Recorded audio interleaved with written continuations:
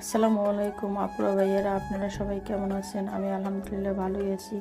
তো আজকে রান্না হবে বেগুন ভাজা আর আলু ভাজা।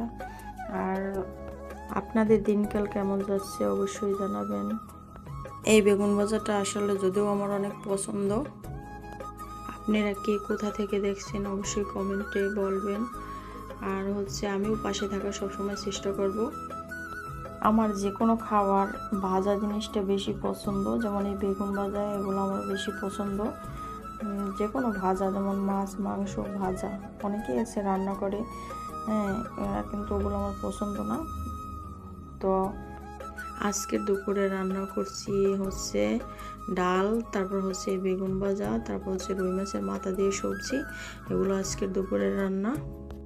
কিছু কিছু ভাইয়ারা আপুরা আছে কন্টিনিউ সব সময় আমার এই জায়গায় পাশে থাকে, লাইক কমেন্ট করে, তারপর আমার ভিডিওটা দেখে সব সময় সাপোর্ট করে। তাদের জন্য সব সময় দোয়া ও শুভকামনা। এই যে আমার বেগুন ভাজাটা প্রায় শেষের পর্যায়ে, ভাজা শেষ। তো এই ভিডিওর পিছনে শ্রম দিতে হয়। তারপর যারা এই সব ভিডিও করে রান্না বান্না, ওনারাই জানে যে কতটা কষ্ট এই ভিডিও করতে।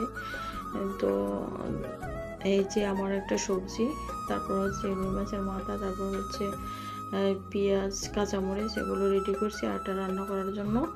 তো আমার রান্না বান্না বা এই ভিডিওতে কোনো ভুল ত্রুটি হয় কিনা অবশ্যই আপনারা বলবেন। তো অনেক আপুরা ভাইয়েরা আছে আমাকে সব সময় সাপোর্ট করে, আমার পাশে থাকে, কমেন্ট করে, তো খুব ভালোই লাগে। আর আমিও আপনাদের পাশে থাকার সবসময় চেষ্টা করি কখন ভিডিও ছাড়েন, আমি নিত্য নতুন জানি ভিডিও এরকম দিতে পারি। তো সবসময় একটু সাপোর্টও করবেন, পাশেও থাকবেন। আর সবসময় ভালো ভিডিও দেওয়ার জন্যই চেষ্টা করি আপনাদের সামনে।